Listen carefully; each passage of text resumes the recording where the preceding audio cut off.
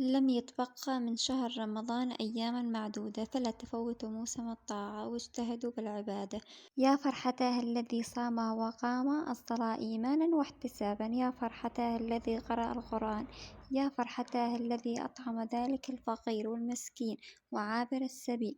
أسألك يا الله أن تجعل ما تبقى من رمضان تفريج لهمومنا واستجاب لدعواتنا وغفور لذنوبنا. ربي أسألك رضاك والجنة. السلام عليكم ورحمة الله، ويسعد لي أوقاتكم من وين ما عم تتابعوني. يا ميت هلا وميت مرحبا فيكم وفيديو جديد. كيفكم؟ طمنوني عنكم، إن شاء الله تكونوا بألف ألف خير. وفضلا منكم لا تنسوني من اللايك، الله يجبر بخاطركم يا رب. وإذا كنتم أول مرة تفوتوا على قناتي لا تنسوا الاشتراك والضغط على زر الجرس عشان يصلكم كل شي جديد أنا بنزله. وخلونا نذكر الله ونقول لا إله إلا الله محمد رسول الله. خلونا نكسب الصلاة على رسول الله، اللهم صل وسلم وبارك عليه. وتقبل الله صيامكم وطاعتكم واجعلكم من العتقاء من النار. كيفكم بهالصيامات؟ لا تقولوا لي عم تتعبوا، ما شاء الله النهار عن جد الواحد ما بيحس فيه، ما شاء الله. وهون رايحين أنا وبنوتاتي، هاي بنتي الصغيرة وهاي بنتي الوسطية. رايحين ناخذ بنتي الصغيرة هاي مريضة. الله يشفي لكم يا رب أولادكم ويحميهم من كل شر. بدي أخذها على الدكتور لها مراجعة. هي مريضة معها صفايح دم. الله يشفي لي إياها يا رب ويعافي لي إياها ويخلي لي إياها يا رب، والله يخلي لكم كل حدا تحبوه. ماخذها على الدكتور لها مراجعة، يعني هي ماشية على دواء، عرفتوا؟ على دواء مستمر، يعني لازم تضل مستمرة إلا تتعالج وتتعافى من المرض هذا. وهين يا صبايا رجعت وجبت معاي عدة منسف لأنه بدي أساوي منسف على فطور، وبدنا نتشكر أهل الأردن على الأكلة الطيبة. وكمان فيه عندي سمنة مثل ما انتو شايفين، وكمان فيه عندي فستق، بس الفستق يعني بدي أحطه على وش المنسف، يعني الواحد حسب جيبته. هاي أول إشي. وثاني إشي يعني هاي خطوة اختيارية، إذا بيعتكم حطوا، إذا بتقدروا تجيبوا كمان حطوا. عرفتوا علي؟ يعني هاي الخطوة اختيارية، يعني أنا جبته عشان أزين فيه المنسف. وعلى فكرة يعني أنا مشاركة معاكم المنسف قدام هالمرة على قناتي. إذا بدكم انزلوا وشوفوا الفيديو، عشان هيك ما شاركتكم يعني المنسف خطوة بخطوة، لأنه موجود على قناتي، يعني إذا بدكم تشوفوا الفيديو موجود.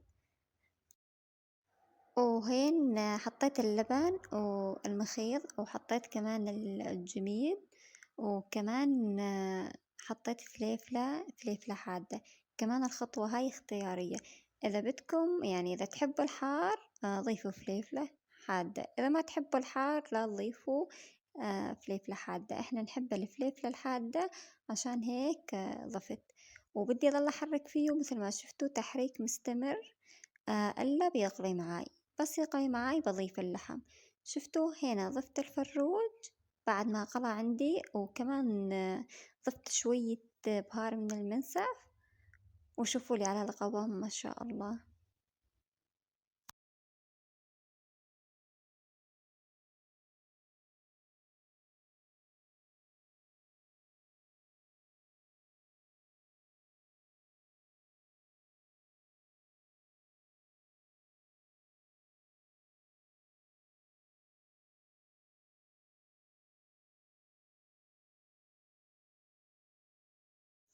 وهون سويت رز، الرز أبيض تمام.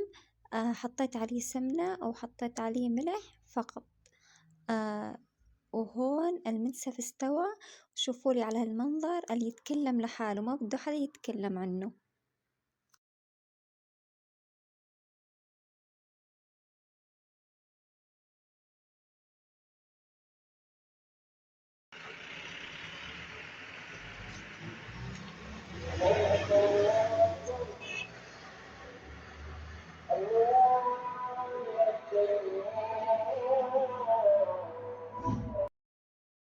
وهون أذن الجامع وبلشت أسكب بالمنسف، لأنه المنسف ما بينكل إلا يكون ساخن. ومثل ما انتو شايفين أول شي حطيت هو المفروض ينحط له خبز شراك، بس برمضان للأسف ما يتوفر هون بالأردن الخبز الشراك. آه أما هنا حطيت له خبز، شو خبز، إحنا بسوريا نحكي له تنور، عرفتوا؟ أول شي حطيت الخبز وبعدين حطيت من المنسف. خليت الخبز يتشتش، ما أعرف انتوا شو تحكوا له. المهم بعد ما روي الخبز عندي حطيت الرز، وبعدين ضفت الفروج، وبعدين البقدونس، وبعدين الفستق مثل ما انتوا شايفين. ويا عيني يا عيني، شوفوا لي على هالمنظر اللي يشهي القلب.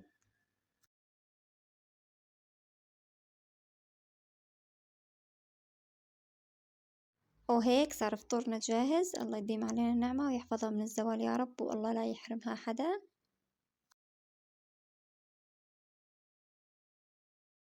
وعلى فكرة المخلل الفليفلة جنب المنسف عن جد غير شكل. هذا جوز تستغربوا انتو شلون مخلل على جنب المنسف، بس عن جد بعد تجربة يعني غير شكل. طبعا مخلل الفليفلة مو مخلل الخيار، عن جد غير شكل طعمته. أما المنظر هذا شوفوا لي إياه، المنظر هذا يوجع القلب. هسه بدي أضبضب المطبخ، بدي أجي للجليات، ومثل ما شفتوا هين جليت الجليات وضبطبت المطبخ وليفته ونظفته. وهسه بدي أشارككم طريقتي للقطايف.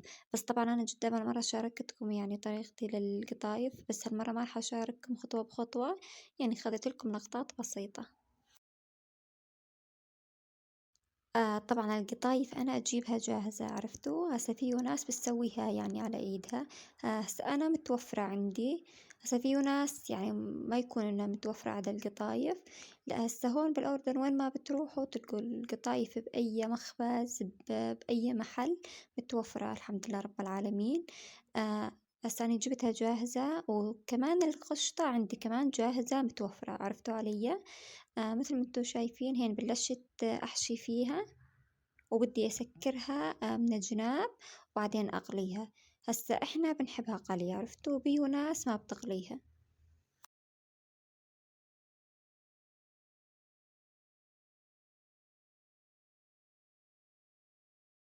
وهون خلصت من الكمية كلياتها مثل ما انتوا شايفين. هنا خلصت منها كلياتها، وهسا شو بدي أقليها. طبعا أنا شاركتكم آخر حبة عندي. آه بس حطيتها بالزيت. هسا شو يعني قال القطايف، يعني بالنسبة إلي أنا، يعني بس أحطها بالزيت وتطالعها عشان شو أظل محافظة على لونها الذهبي. يعني بدي إياها بهاللون هذا ذهبي، ما بدي إياها تحترق، عرفتوا؟ يعني لا تخلوها كثير بالزيت عشان ما بتحترق. يعني بس حطوها وردوا طالعوها. ومثل ما انتوا شايفين فورا اني حطيت جاط على جنب الغاز فيه قطر. يعني القطر أنا عندي متوفر دائما برمضان. لأنه على طول أساوي حلو، وعلى طول يعني موجود عندي، يعني ما سويته عشان أشارككم طريقتي، حاطه بعلبة وجاهز عندي. وهين خلصت من القلي، وشوفت عينكم ما خلصت من القطايف، وشوفوا لي على اللون الذهب، شي فاخر من الآخر.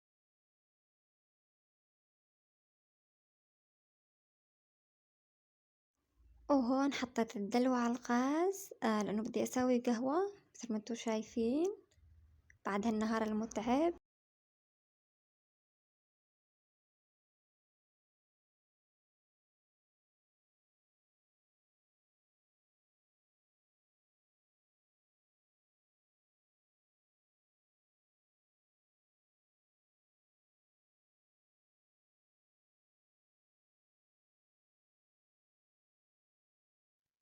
وبس هيك في ذا اليوم، أتمنى نال إعجابكم. إذا حبيتوا لا تبخلوا علي باللايك، والمو مشترك يشترك عشان يصلكم كل شي جديد أنا بنزله.